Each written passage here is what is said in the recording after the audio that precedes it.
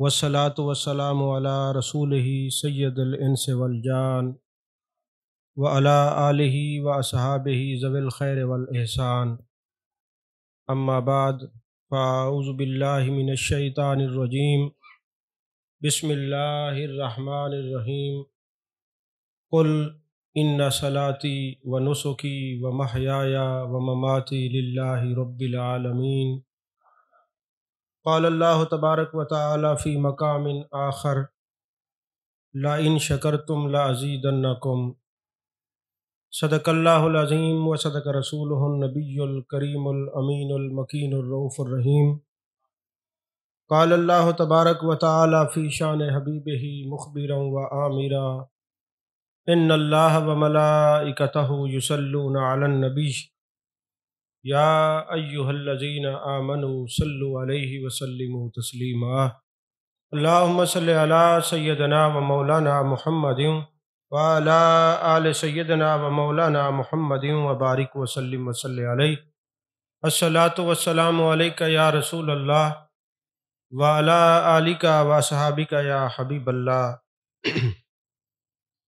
تمام تعریفیں اللہ تبارک و تعالیٰ کے لیے، جو خالق کائنات بھی ہے، مالک شش جہات بھی، جو احد بھی ہے، صمد بھی ہے، جس کی شان لم یلد بھی ہے ولم یولد بھی۔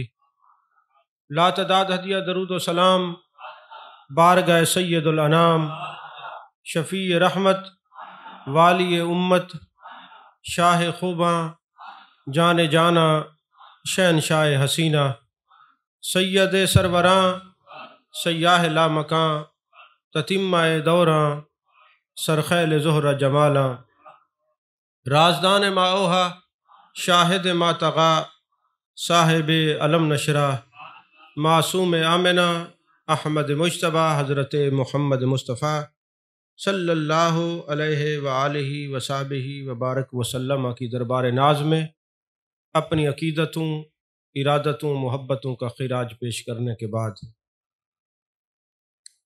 آج اس مقدس رات میں اور ان مقدس گھڑیوں میں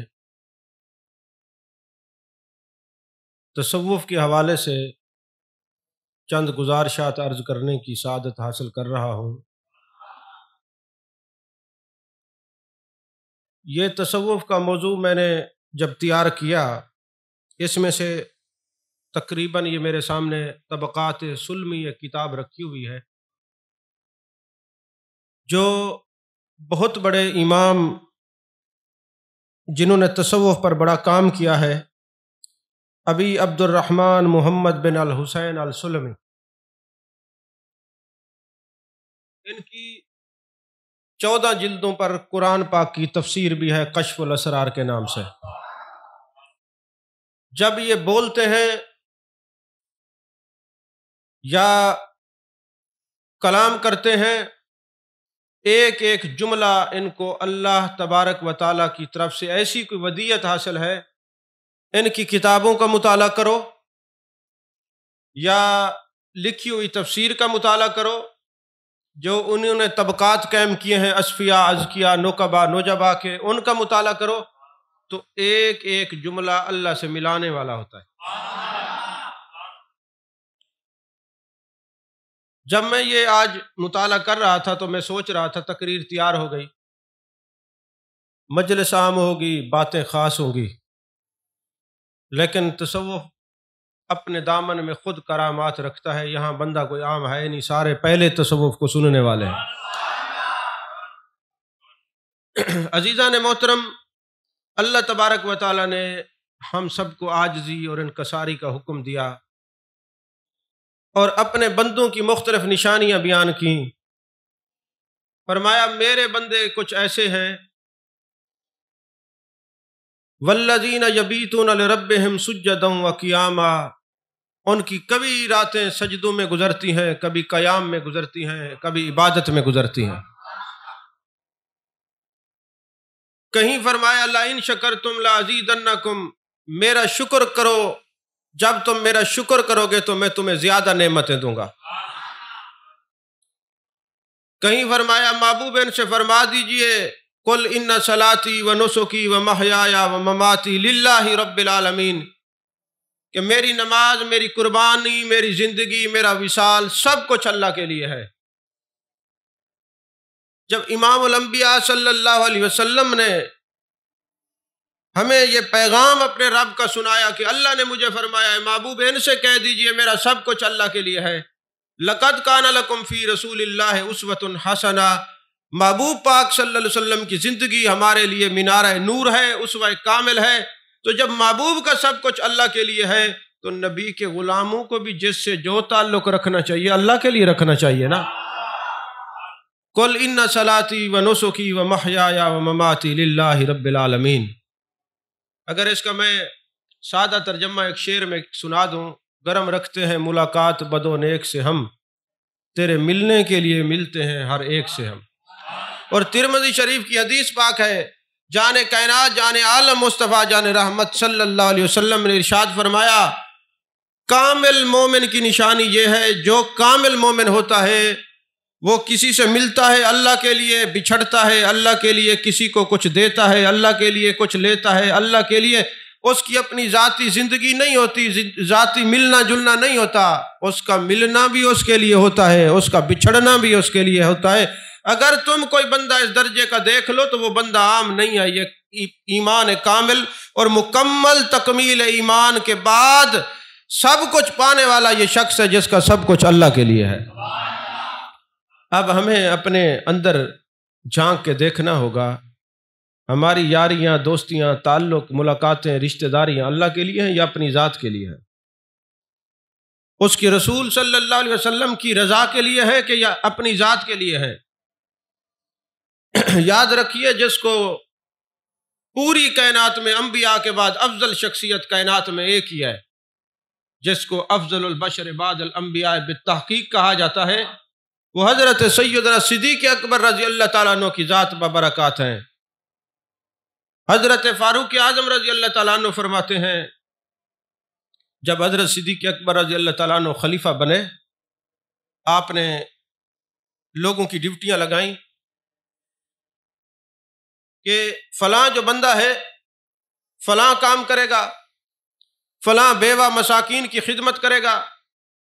ایک رجسٹر تیار ہوا، اس کے اوپر سب کے نام لکھے گئے کہ کس نے کیا کام کرنا ہے، کون سی ڈیوٹی کرنی ہے۔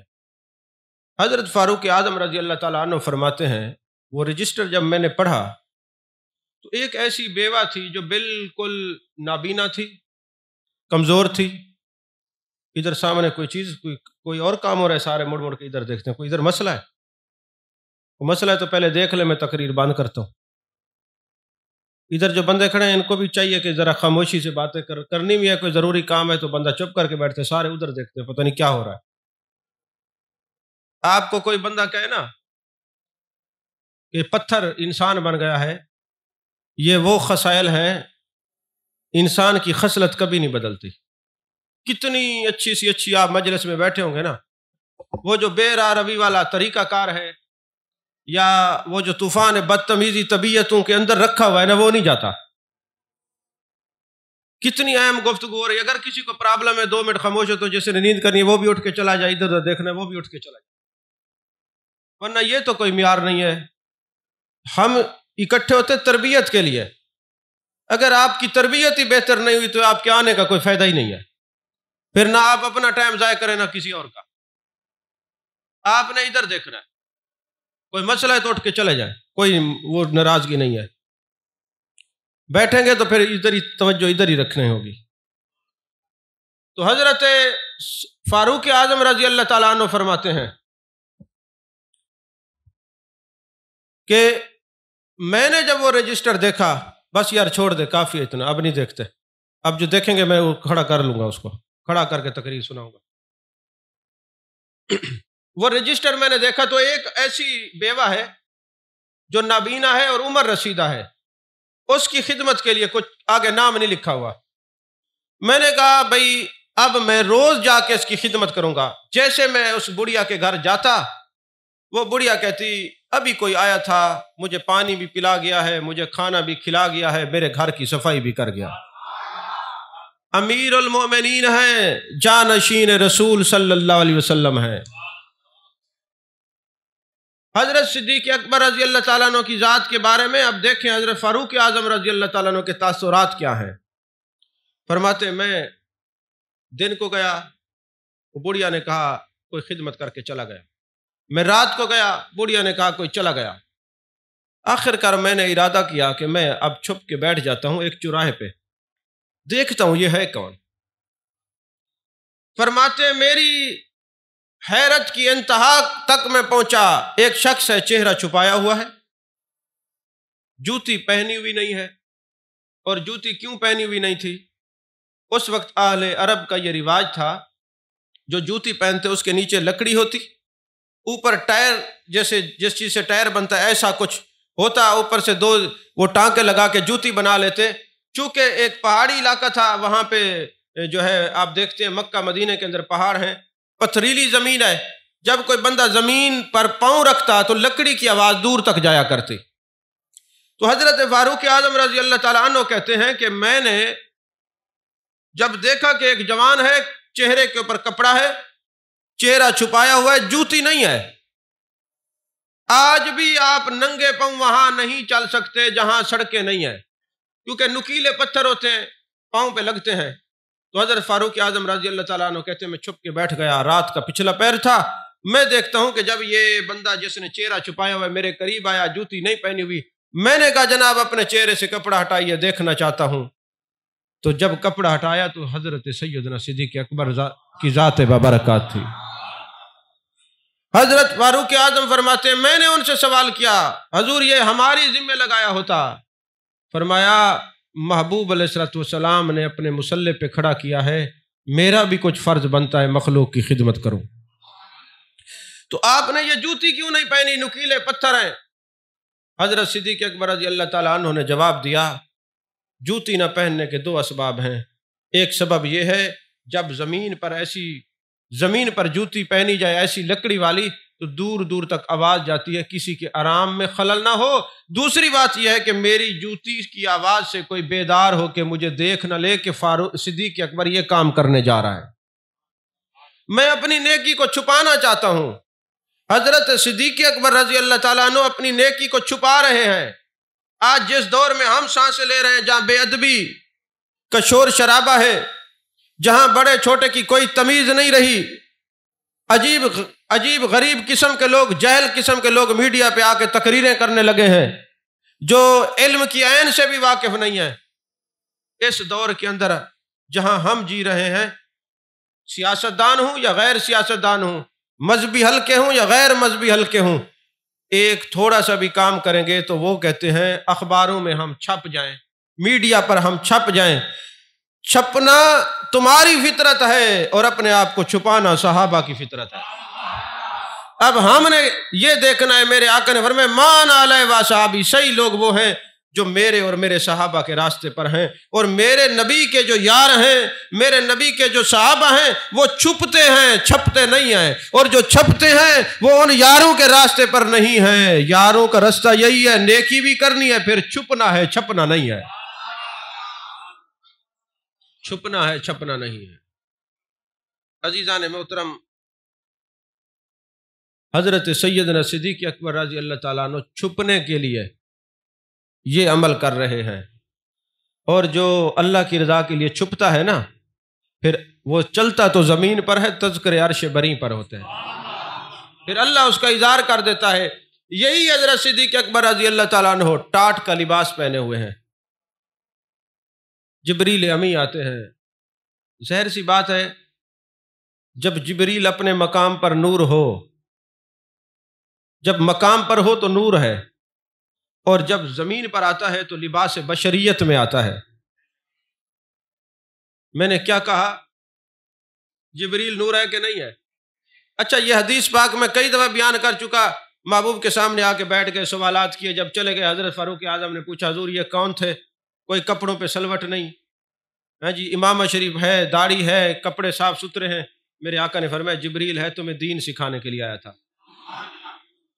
جب یہ جبریل اپنے مقام پر ہو تو نور ہے، جب ان بشروں کو تعلیم دینے کے لیے آئے تو لباس بشریت میں، اور پھر جب میرے آقا معراج پہ جائیں ایک مقام وہ ہے جبریل رک جائے، مصطفیٰ آگے چلے جائیں، تو پتہ چلا جس طرح دلہے کے چہرے کے اوپر آپ سہرا لگا دیتے ہیں تاکہ اس کو نظر نہ لگے، تو میرے آقا کو اللہ نے نور بنا کے بشریت کا سہرا ڈالا ہے۔ جب محبوب اپنے مقام پہ جاتے ہیں نور ہوتے ہیں، اور جب ادھر تعلیم دینے کے لیے آتے ہیں لباس بشریت میں آتے ہیں۔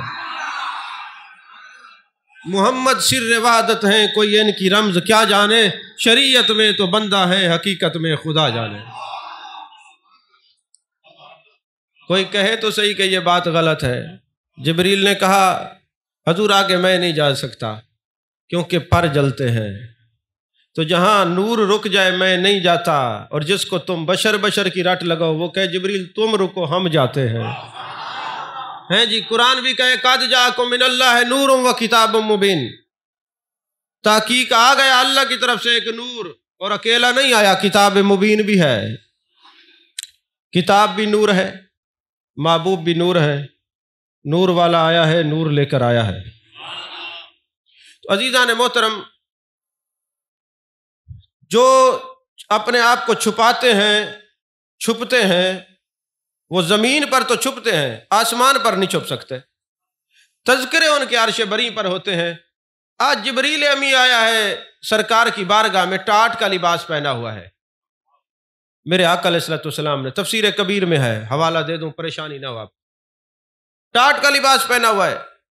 میرے آقا نے دیکھا جبریل ہے، لباس تو ظاہر سی بات ہے بشریت کے تعلیم دینے کے لیے آیا ہے، لوگوں کو نظر آتا ہے۔ ہاں جی، پوچھا جبریل آج عجیب بات ہے تمہارا لباس ٹاٹ کا ہے۔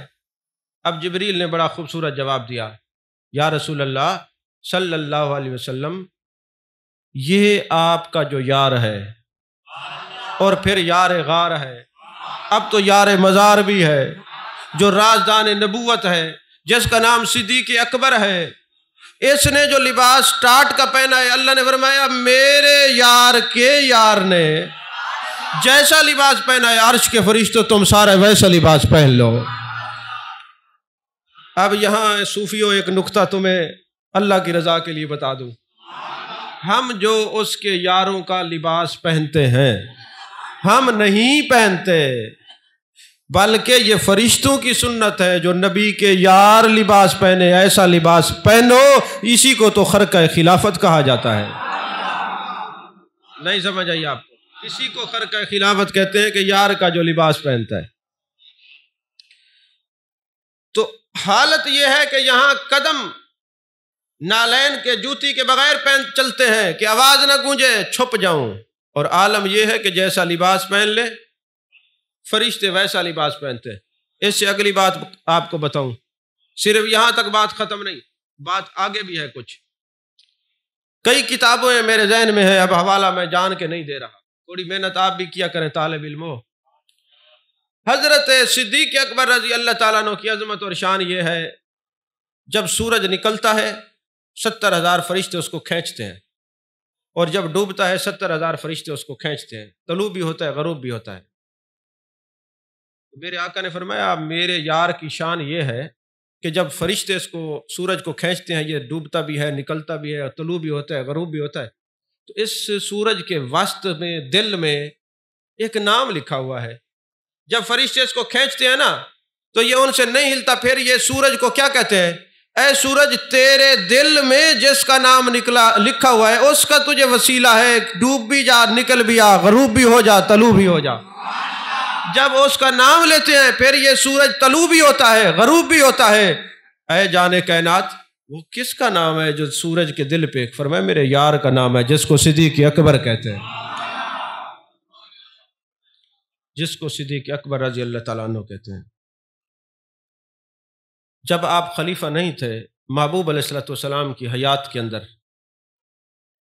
محبوب تشریف فرما تھے تو ایک یتیم بچیاں رہتی تھیں مدینے کے اندر۔ آپ کو جیسے پتہ چلا نا وہ یتیم بچیاں ہیں، آپ روزانہ جاتے جانوروں کا دودھ دھو کے دیتے تھے ان کو، چھوٹی چھوٹی بچیاں تھیں، ماں باپ مر گئے تھے، دودھ روزانہ ان کو دیتے تھے جانوروں سے نکال کے۔ اب ہوا یہ کہ محبوب علیہ الصلوۃ والسلام کا ظاہری طور پہ وصال ہو گیا، بچیاں یتیم تھیں، خدمت کرنے والا تھا کوئی نہیں۔ اب باتیں کیا ہو رہی تھیں کہ اب تو صدیق اکبر رضی اللہ تعالیٰ عنہ خلیفہ بن گئے ہیں، اب تو نہیں آئیں گے۔ اتنے میں دروازے پہ دستک ہوتی ہے، بچی نے دروازہ کھولا، حضرت صدیق اکبر رضی اللہ تعالیٰ عنہ وہاں پہ کھڑے ہیں۔ تو بچی نے کہا اے امیر المومنین، ہم تو سوچ رہے تھے آپ نہیں آئیں گے۔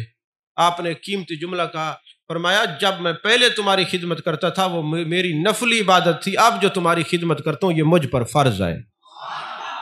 کاش کے سارے حکمران جو امیر المؤمنین صدیق اکبر ہیں یا فاروق اعظم ہیں یا عثمان غنی یا مولا علی ان کی تعلیمات پہ عمل کریں تو یقین کریں روئے زمین پر اسلام کا بول بالا ہوگا۔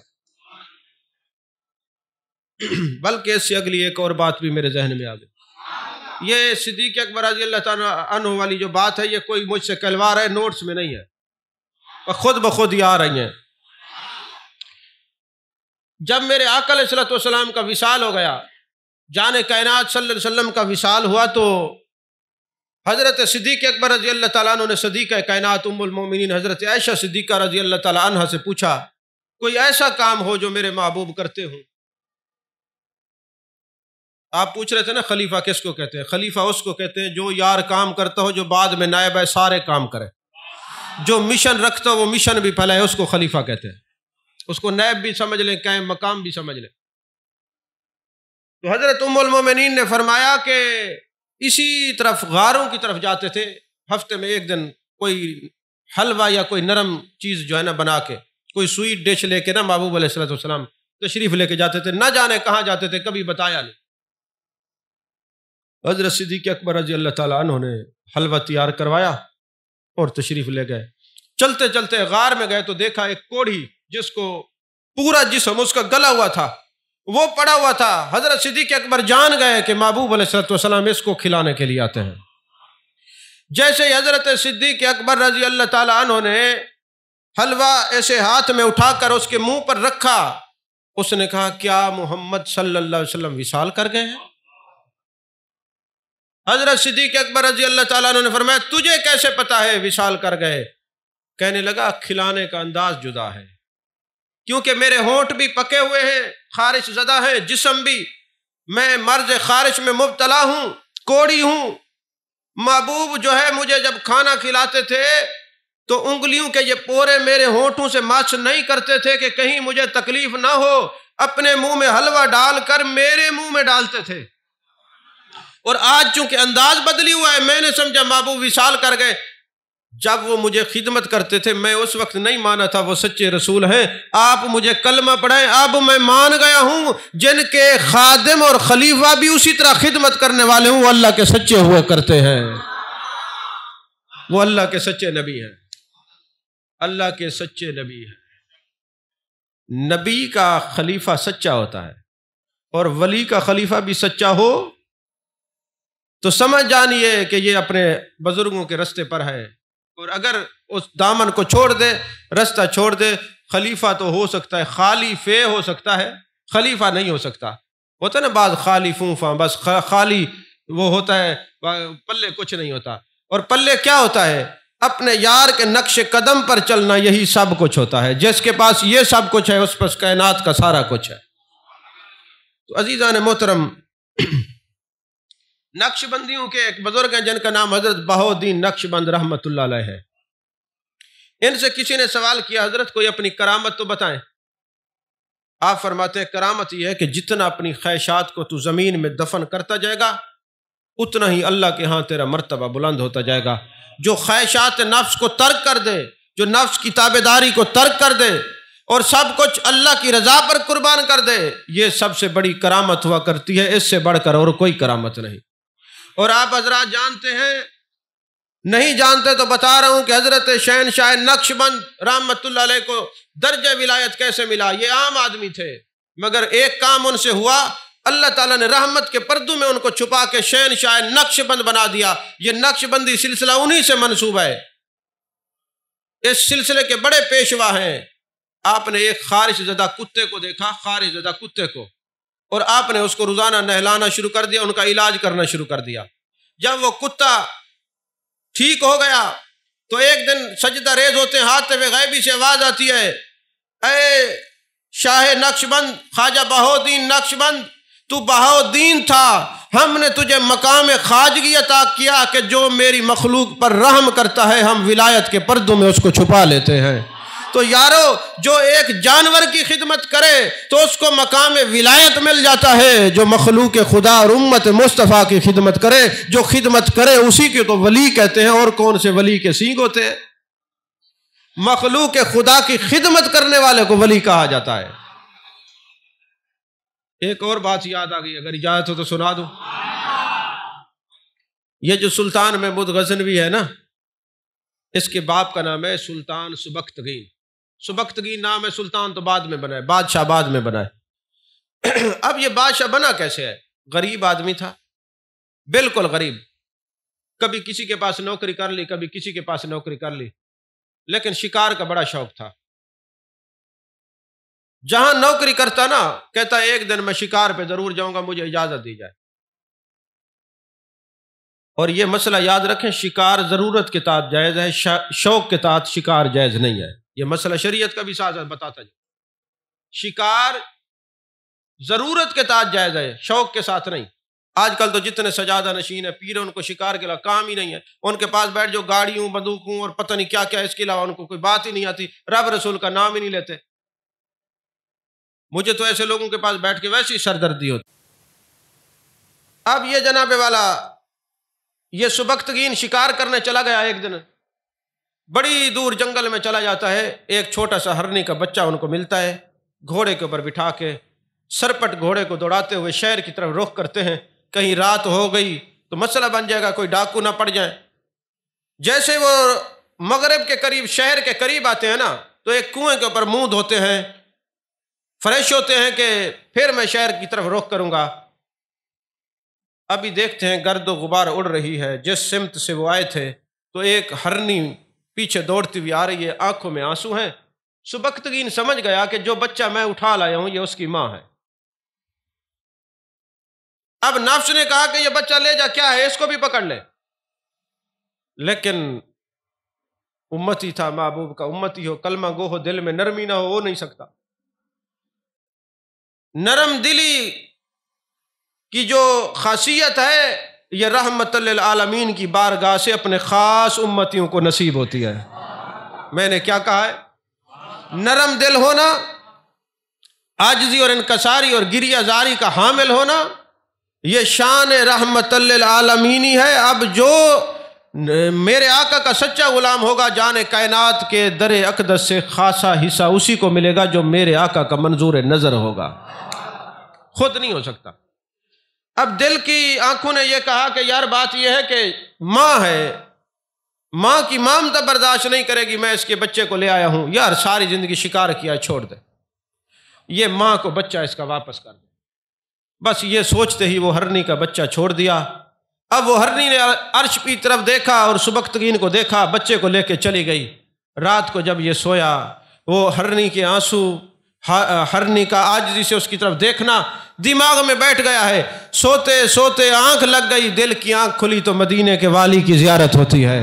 میرے آقا کریم صلی اللہ علیہ وسلم فرماتے ہیں، سبکتگین تو عام آدمی تھا، ہم تیرے سر کے اوپر بادشاہت کا تاج پہنانے کے لیے آئے ہیں، تو وقت کا بادشاہ بنے گا، تیری نسلوں میں ولی پیدا ہوں گے، اور آج کے بعد دنیا تجھے سلطان سبکتگین کہے گی۔ وہ بھی بادشاہ بنا اور بیٹا سلطان محمود غزنوی بنا ہے۔ تو یارو جو جانوروں پر رحم کرے اس کو یہ درجہ مل جاتا ہے، جو انسانوں پر رحم کرے اس کو کتنے درجات ملیں گے۔ میں آپ کو کہوں اتنی نمازیں پڑھ لیں، اتنی ذکر کر لیں، یہ آپ کو فائدہ ہوگا، لیکن جب امت میں اور مخلوق کی بھلائی کا آپ کام کریں گے، آپ کی نسلوں تک اس کے اثرات جائیں گے، یاد رکھیے گا۔ عزیزان محترم، حضرت نظام الدین اولیاء رحمۃ اللہ سے کسی نے سوال کیا، حضور کچھ لوگ زندگی میں مشہور ہوتے ہیں، کچھ لوگ بعد میں مشہور ہوتے ہیں، ان کی کیا وجہ ہے؟ آپ دیکھ رہے ہیں نا جو سوشل میڈیا کے اوپر بڑے بڑے لوگ مشہور ہوئے تھے، چاہے کوئی بھی ہوں، کچھ عرصے کے بعد ان کی مارکیٹ ختم ہو جاتی ہے۔ اس کی وجہ یہ کیا ہے کہ وہ چھپنا چاہتے ہیں، اور مرنے کے بعد اللہ ان کو ظاہر کرتا ہے جو چھپنا چاہتے ہیں، جو چھپنا چاہتے ہیں۔ حضرت عبداللہ محمد بن ایک سالار تھے، سپہ سالار تھے، وہ مصر میں دریائے نیل کے قریب ایک دیہی علاقے میں گئے کوئی لشکر فتح کرنے کے لیے. تو وہاں پہ گئے نا تو دیکھا، گشت کر رہے تھے کہ دریائے نیل کے کنارے پر نا ایک خیمہ لگا ہوا ہے اور ایک بندہ خیمے میں لیٹا ہوا کہہ رہے اے اللہ تیرا شکر ہے، اے اللہ تیرا شکر ہے، اے اللہ تیرا شکر ہے. اب یہ جو عبداللہ تھے، جہادی تھے، جہاد کرتے تھے، سپہ سالار تھے، انہوں نے کہا یار یہ کون ہے جو اللہ کا شکر ادا کر رہے دریائے نیل کے کنارے پر، جا کے دیکھوں تو صحیح. فرماتے جب میں گیا تو میں ورطہ حیرت میں چلا گیا. جو بندہ کہہ رہا تھا اے اللہ تیرا شکر ہے، ہاتھ دونوں اس کے نہیں تھے، پاؤں دونوں اس کے نہیں تھے، جسم پہ خارش تھی، مکھیاں بیٹھی ہوئی تھیں، صرف زبان اس کی سلامت تھی، جسم سلامت نہیں تھا.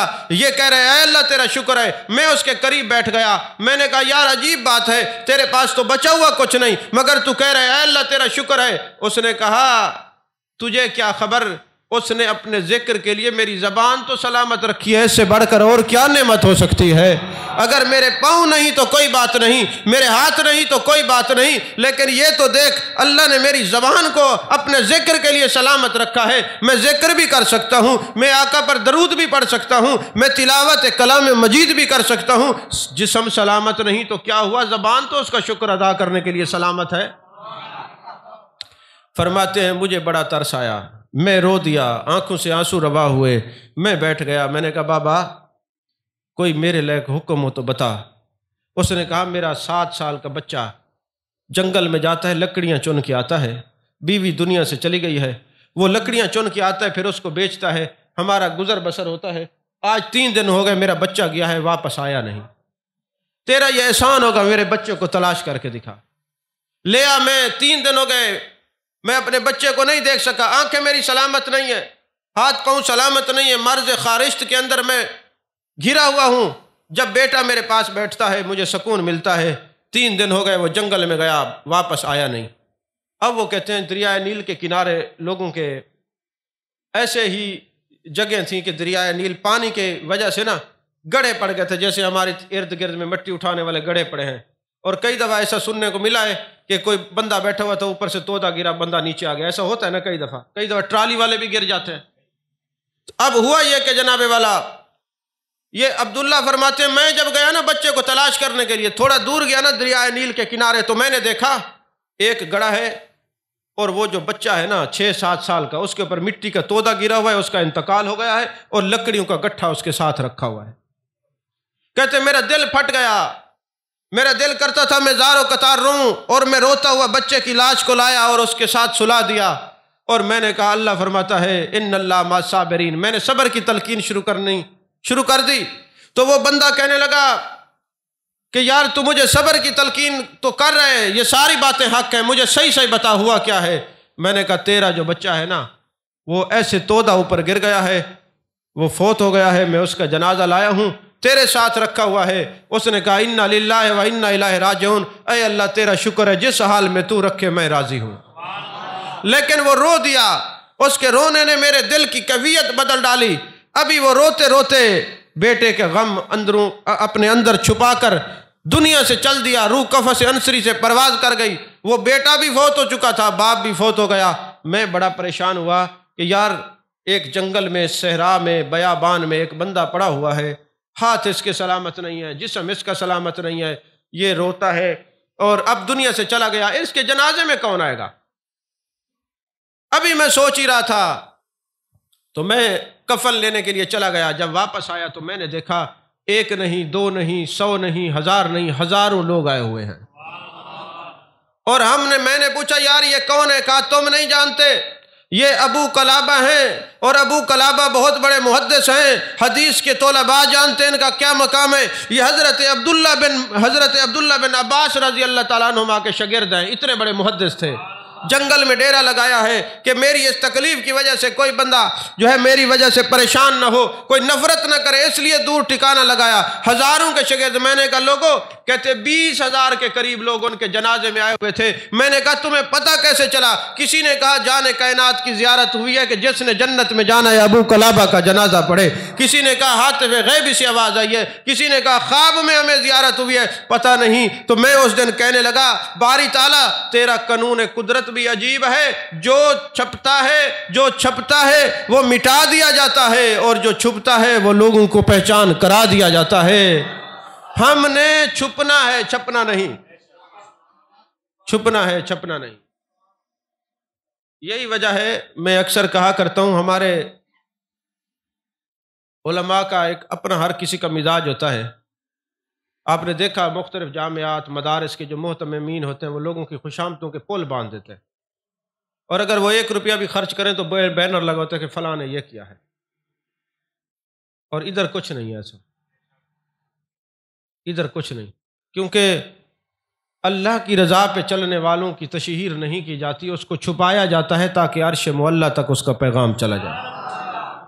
فی الحال تو آپ کی دعا چاہیے، یہ آستانہ مریدین کے نذرانوں پہ چلتا ہی نہیں ہے، یہ میرے آقا علیہ الصلوۃ والسلام کی نگاہ سے اور اللہ کے فضل و کرم سے چلتا ہے، اور انشاءاللہ مجھے اللہ پر یقین ہے تا دم آخر اسی طرح قیامت تک یہ چلتا رہے گا، اللہ کے فضل و کرم سے انشاءاللہ العزیز۔ عزیزان محترم، آپ حضرات کی تھکاوٹ کی وجہ سے میں اب گفتگو کو اختتام کی طرف لے کے جانا چاہ رہا ہوں۔ اب میں نے جو تیاری کی تھی وہ میں بیان نہیں کر سکا، وقت تمہید میں ختم ہو گیا۔ 2-4 ضروری باتیں اب یہ اس کتاب سے ہے۔ طبقات سلمی، یہ جو عبد الرحمن سلمی ہے نا، یہ امام کشیری کے استاد ہیں۔ آپ امام کشیری کو نہیں جانتے۔ امام کشیری وہ ہیں جنہوں نے رسالہ کشیریہ لکھا ہے، اور امام کشیری داتا صاحب کے استاد ہیں، اور داتا صاحب کو بیعت بھی کروایا ہے۔ امام کشیری کے اور داتا صاحب کے مرشد ایک ہی ہیں، حضرت ابو الحسن ان کا نام ہے۔ تو گویا یہ جو امام سلمی ہیں یہ داتا صاحب کے دادا استاد ہیں، امام کشیری کے استاد ہیں، یعنی اتنے پرانے یہ امام ہیں۔ تو یہ فرماتے ہیں کہ عام صوفی کا، عام مسلمان کا، عالم کا، صوفی کا سوچنے کا مزاج مختلف ہوتا ہے۔ اس کتاب میں وہ لکھتے ہیں کہ حضرت معروف کرخی رحمۃ اللہ علیہ دریائے دجلہ کے کنارے بیٹھے ہوئے تھے، تو ایک کشتی آ رہی ہے دور سے، حضرت معروف کرخی کے مریدین، محبین، شاگرد بھی ساتھ ہیں۔ اس کشتی میں نا لوگ ناچتے ہوئے، ڈھول بجاتے ہوئے، شراب نوشی کرتے ہوئے آ رہے ہیں، اور بڑا شور شرابہ کیا ہوا تھا۔ تو مریدین نے کہا، اے معروف کرخی، ان کو تو ذرا بد دعا دیجئے، نوجوان ہیں، شراب پیتے ہیں، بے حیا ہیں، بے شرم ہیں، ایسے ویسے، ان کو حیا نہیں آتا، ان کے لیے بد دعا کریں، یہ یہیں پہ ڈوب کے مر جائیں۔ حضرت معروف کرخی جو تھے وہ علم الازواق بھی رکھتے تھے، علم الاوراق بھی رکھتے تھے، وہ عشق مصطفیٰ سے مست الست اور بادائے توحید سے سرشار رہنے والے۔ وہ معروف کرخی نے جب سنا کہ ان کے شاگرد کہہ رہے ہیں ان کو بد دعا دے دیں، اب معروف کرخی نے ہاتھ اٹھائے اور کہا، میرے مالک، اس رات تیرے لیے میں یہ دعا کر رہا ہوں کہ یہ جس طرح اس کشتی میں آج خوش ہو رہے ہیں، یہ جنت میں بھی اسی طرح خوش و خرم رہے۔ اب چمچوں کا تو حال بڑا خراب ہوتا ہے جب وہ بد دعا کے لیے کہیں مل آگے سے دعا جائے، یہ تو اصول ہے نا۔ تو حضرت معروف کرخی کے جو چمچے تھے وہاں بیٹھے ہوئے تھے اس وقت، انہوں نے کہا، حضرت ہم نے تو بد دعا کے لیے کہا تھا، چمچوں کا بات چلے تو یہ خدا کی بارگاہ میں کہیں کسی کو معاف نہ کر۔ عجیب مزاج رکھنے والی یہ بھی ایک دنیا ہوتی ہے۔ حضرت معروف کرخی کو کہنے لگے، حضرت ہم نے کہا بد دعا دیں، آپ نے دعا دے دی۔ فرمایا، صوفی کا کام بد دعا نہیں، میرا نبی وہ ہے جس نے طائف کے بازار میں پتھر کھا کے دعائیں دی ہیں، اور جو صوفی ہوتا ہے، جو ولی ہوتا ہے، جو اللہ کا بندہ ہوتا ہے، تابعدار ہوتا ہے، وہ سنت مصطفی کا پیکر ہوتا ہے۔ انہوں نے مجھے پتھر تو نہیں مارے، میں تو دیکھ رہا ہوں کہ یہ تم کہتے ہو یہ ڈوب کے مر جائیں، میں کہتا ہوں اے اللہ جنت میں بھی ان کو ایسے خوشی عطا کرنا۔ انہوں نے کہا، جی جنت میں کیسے؟ کہا، تم سمجھے نہیں، میں نے دعا کی ہے اے اللہ جنت میں خوشی دینا، یہ توبہ کریں گے، خاتمہ ایمان پر ہوگا تو جنت میں جائیں گے، گویا میں نے دعا دی ہے اللہ ان کو توبہ کی توفیق عطا فرما، توبہ کی توفیق عطا فرما۔ چنگیز خان اور ہلاکو خان کی فوج نے نا جب بغداد پر حملہ کیا تو بڑے لوگوں کو انہوں نے قتل کیا، خصوصاً اولیاء صوفیاء کو چن چن کے قتل کیا ہے۔ یہ فتنے آپ جو آج دیکھ رہے ہیں، ان کے بڑے باپ بھی کئی گزر گئے، ان کا بھی نام مٹا، یہ بھی ختم ہو گئے، دیکھ لیجئے گا۔ فتنے تو امام احمد بن حنبل کے دور سے چلے، فتنے تو صدیق اکبر کے زمانے سے شروع ہو گئے تھے، مسلمہ کذاب کے دور کا فتنہ، اور آج تک چلتے ہیں، یہ مٹتے جائیں گے، ان کی عمر بہت تھوڑی ہوتی ہے فتنوں کی۔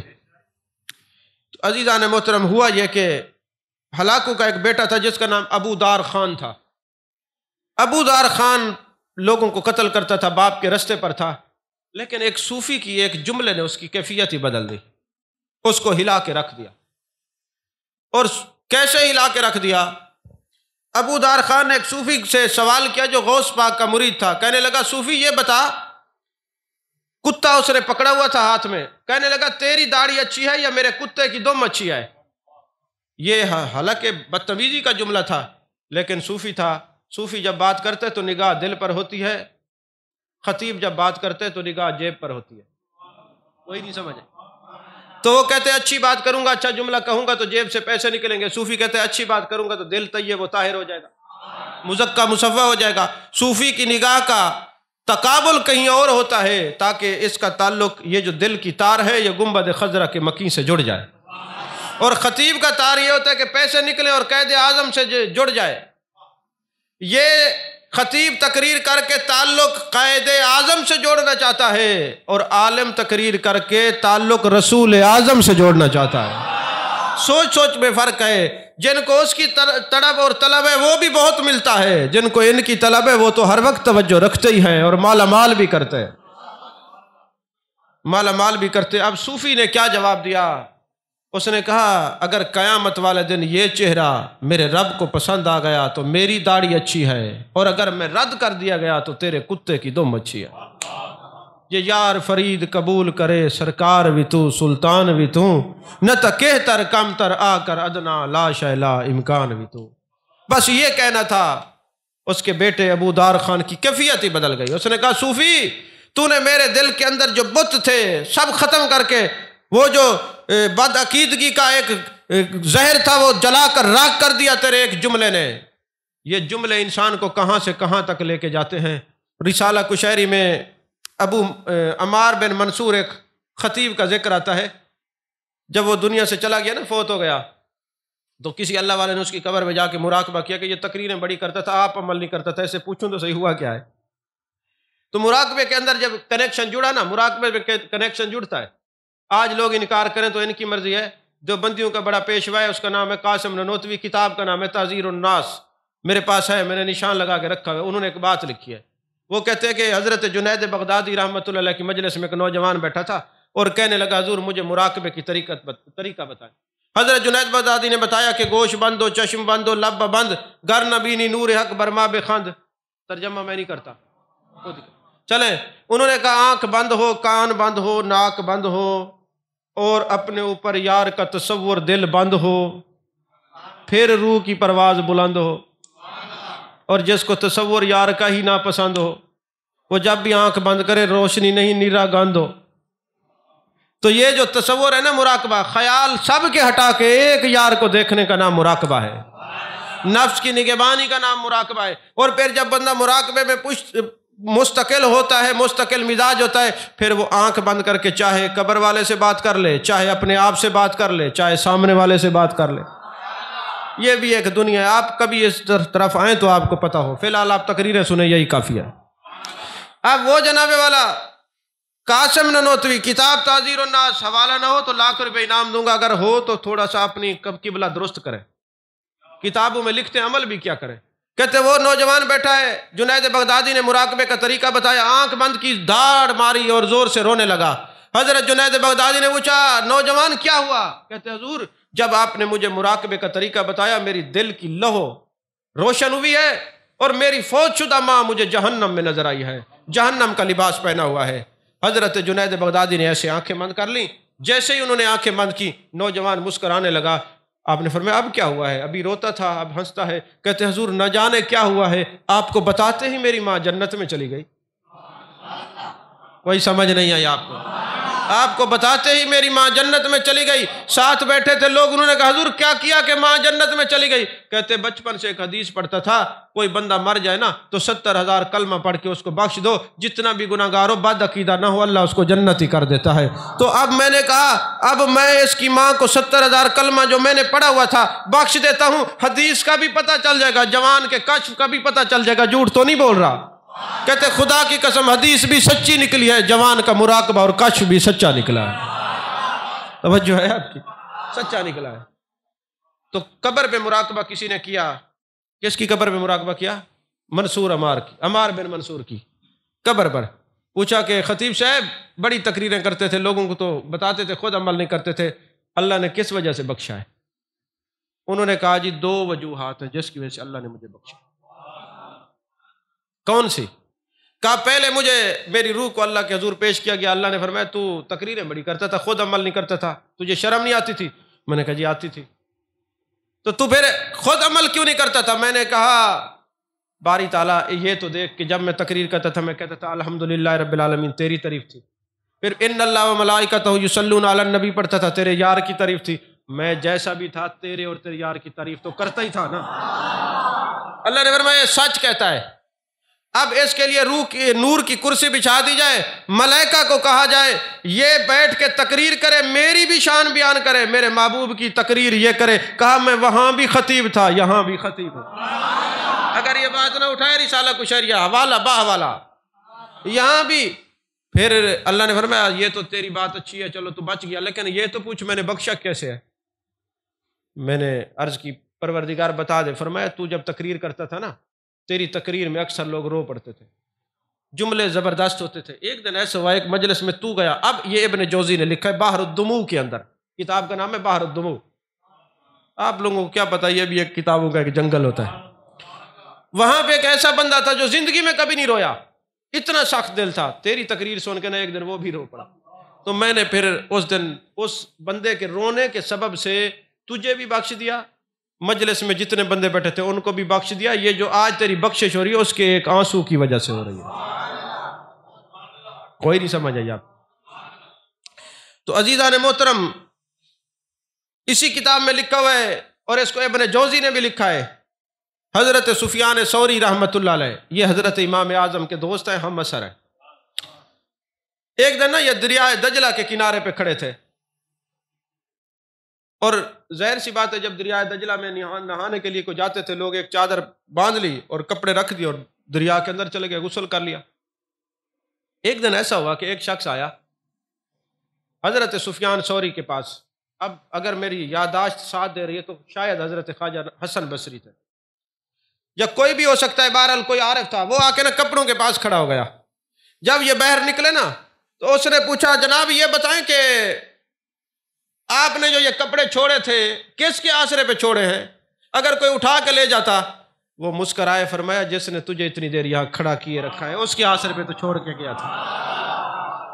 یہ ہوتی ہے توجہ اس کی طرف، جس نے تجھے اتنے دیر خیال پہ کھڑا رکھا نا اس کے ذمہ لگا کے گیا تھا، اس کے ذمہ لگا کے گیا۔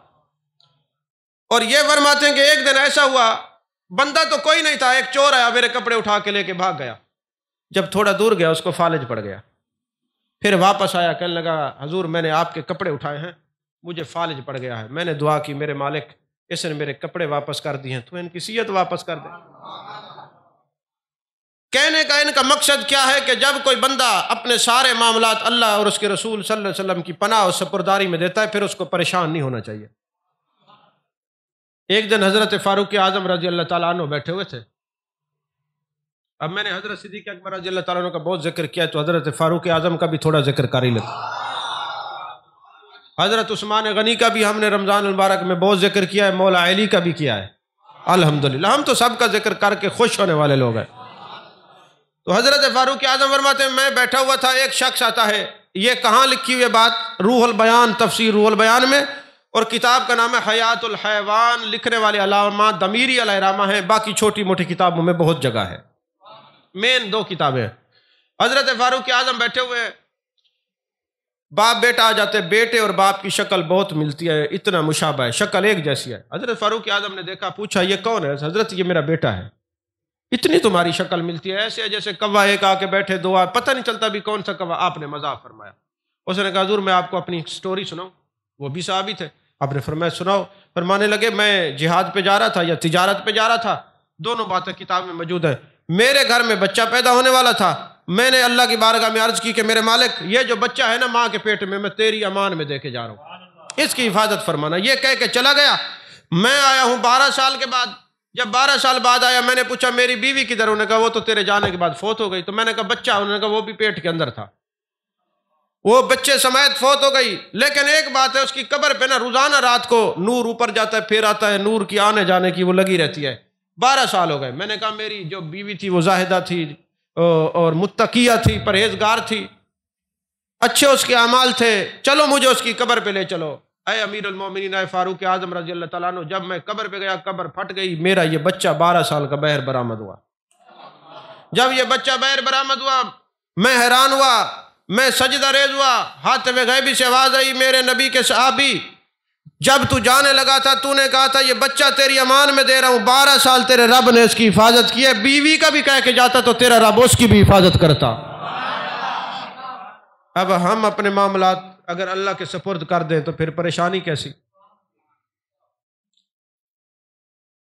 یہ جو میرے آقا علیہ الصلوۃ والسلام نے فرمایا نا معاف کرنا سیکھو، معاف کرنا سیکھو، اس میں بھی ایک حکمت ہے۔ اور حکمت کیا ہے؟ جب آپ کسی کو معاف کرتے ہیں نا، وہ کہے نہ کہے آپ معاف کرتے ہیں تو اس کے اثرات کیا ہوتے ہیں؟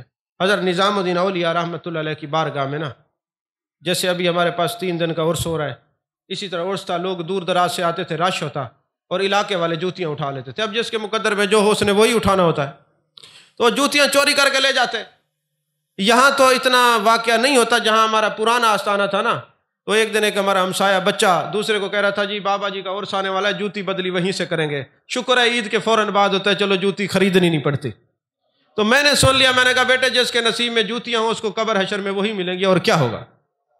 تو ادھر تو اتنا رواج نہیں ہے، یہاں کے ہمارے ہمسائے جو ہے وہ لوگوں کو جوتیاں دیتے ہیں، اٹھاتے نہیں۔ تو وہاں پہ جو نظام الدین اولیاء رحمۃ اللہ کی خانقاہ میں جوتیاں چوری ہوتی، ایک دن سارے مرید رو پڑے، حضور قیمتی جوتیاں پہن کے آتے ہیں، اتنی دور سے آتے ہیں، لوگ جوتیاں اٹھا لیتے ہیں۔ آپ نے فرمایا اچھا تم یہ کہو جتنی جوتیاں پہلے اٹھی ہیں وہ بھی ہم معاف کرتے ہیں، جو بعد میں اٹھیں گی وہ بھی ہم معاف کرتے ہیں۔ یہ سبع سنابل شریف میں یہ بات لکھی ہے، میں اپنی طرف سے نہیں کہہ رہا، بات کا حوالہ پکا، اپنی طرف سے جو بات کہتا ہوں وہ بتا بھی دیتا ہوں کہ یہ تفسیر نقیبی میں ہے۔ اب وہ جناب والا سبع سنابل کے اندر یہ واقعہ لکھا ہے، حضرت نظام الدین اولیاء نے فرمایا تم معاف کر دو، جتنی جوتیاں اٹھ گئیں وہ بھی، جو بعد میں اٹھائی جائیں گی وہ بھی۔ انہوں نے معاف کر دی، اگلے سال ہوا کسی ایک کی بھی جوتی نہیں اٹھی۔ انہوں نے کہا غریب نواز عجیب بات بتائی ہے، ہم نے معاف ہی کیا ہے اور تو کچھ نہیں کیا، جوتی نہیں اٹھی۔ آپ نے فرمایا تم اس راز کو نہیں سمجھو گے۔ انہوں نے کہا حضور نہیں سمجھتے تھے تو آپ کے پاس ہیں، سمجھا دیں۔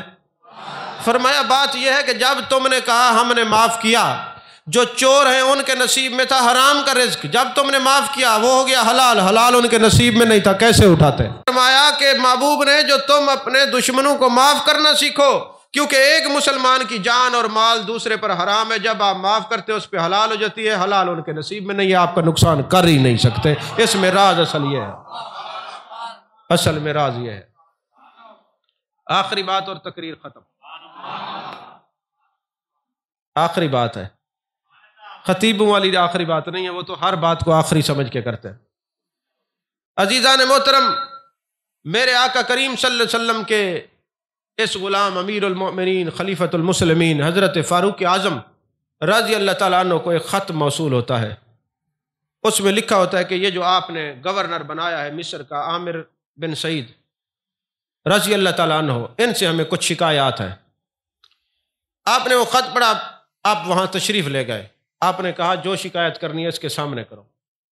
اور شکایت کیا تھی؟ بندے کھڑے ہو گئے، انہوں نے کہا ہمارے جو لوگ ہوتے ہیں نا تھوڑی طبیعت کے، یا ان کو کوئی ٹائم نہ دے تو وہ بدگمان جلدی ہو جاتے ہیں۔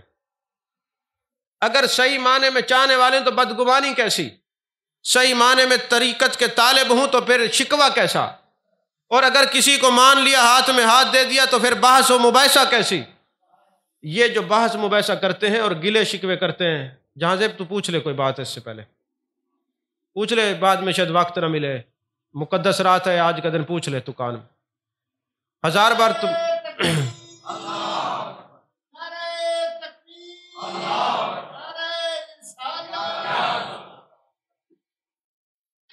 شاید ٹائم نہ ملے، آج کی رات ایک بات پوچھیں گے تو کئی ہزار سال مہینے سے بہتر بات مل جائے گی تجھے۔ تمہیں تو ضرورت نہیں ہے، جن کو ضرورت ہے ان کو تو سننے دیا کرو۔ تو حضرت عامر بن سعید رضی اللہ تعالیٰ عنہ، جہاں پر کوئی تعلق ہو وہاں پہ شکوہ نہیں ہوتا، ذاتی تعلق ہو، جو مراد کا مرید ہو شکوے اس کے ختم نہیں ہوتے، جو یار کا مرید ہو اس کو تو کوئی بات ہوتی ہی نہیں ہے، سوائے دیدار کے زیارت کے اس کا کوئی مطمع نظر ہوتا ہی نہیں ہے۔ تو بہرحال آپ وہاں پہ تشریف لے گئے، آپ نے فرمایا ہاں جس کو جو شکایت ہے بتائیے۔ ایک بندے نے کہا جناب یہ فجر کے بعد ملتے نہیں ہیں کسی کو، پہلی شکایت ہے۔ دوسری شکایت یہ ہے کہ رات کو تو بالکل جاؤ اس کے دروازے پہ، یہ ملتے ہی نہیں ہے۔ اور تیسری شکایت یہ ہے کہ یہ ہفتے میں ایک دن چھٹی کرتے ہیں، کسی کو نہیں ملتے۔ اور چوتھی شکایت یہ ہے کہ یہ بیٹھے بیٹھے بے ہوش ہو جاتے ہیں، پہلے ایسا نہیں تھا۔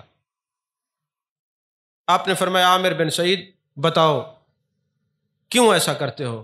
اب جو انہوں نے بات کی دل پر عجیب کیفیت ہوتی ہے۔ انہوں نے کہا حضور بات یہ ہے میں جو فجر کے بعد فوراً نہیں ملتا اس کی ایک وجہ ہے۔ وجہ یہ ہے کہ میری بیوی نے میری ساری زندگی خدمت کی ہے، اب وہ بوڑھی بھی ہو گئی ہے، بیمار بھی رہتی ہے، اس کے گھٹنوں میں تکلیف ہے، وہ اٹھ بیٹھ نہیں سکتی، کام کاج نہیں کر سکتی، اور ہم دونوں میاں بیوی اکیلے رہتے ہیں۔ پہلے وہ میری خدمت کرتی تھی، اب میں جا کے اس کی خدمت کرتا ہوں، کھانا بناتا ہوں، اس کو ناشتہ کرواتا ہوں، اس لیے میں جلدی چلا جاتا ہوں۔ دوسرا انہوں نے اعتراض کیا ہے کہ یہ رات کو نہیں ملتے، میں نے بڑی خدمت کی ہے، رات دن لوگوں کی مخلوق کی خدمت کی، اگلے دن میں بیٹھا ہوا تھا، میں نے دیکھا داڑھی میں سفید بال آ گیا، اور آپ جانتے ہیں کہ جب سفید بال آ جائے یار کی طرف پروانہ آتا ہے کہ تجھے بلایا جا رہا ہے۔ اب تیری سفید بال آنے کے بعد زندگی جو ہے وہ ابھی بالکل قریب ہے، یہ بونس ہے، کسی وقت بھی تیرا بلاوا آ جائے گا۔ تو میں نے کہا مخلوق کی بڑی خدمت کی، اب خالق کو راضی کر لوں۔ رات کو جو میں نہیں ملتا ساری رات مصلی پہ بیٹھا رہتا ہوں اور اس اپنے پروردگار کی بارگاہ میں دعائیں کرتا رہتا ہوں، میرا مالک مجھ سے راضی ہو جا۔ ہم تو کچھ نہیں کرتے تو ہم اس گمان میں ہے کہ سب کچھ کر لیا، وہ سب کچھ کرتے تھے پھر بھی راتیں ان کی رو کے گزرتی تھی۔ والذین یبیتون لربہم سجدا وقیاما کا مصداق تھے وہ شخص۔ اور تیسری حضور جو میں ایک دن نہیں ملتا، آپ کو پتہ ہے یہ جو امور سلطنت ہے اس میں سے مجھے جو وظیفہ ملتا ہے وہ بالکل مختصر ہوتا ہے، گھر کے جو اخراجات ہیں وہ پورے نہیں ہوتے۔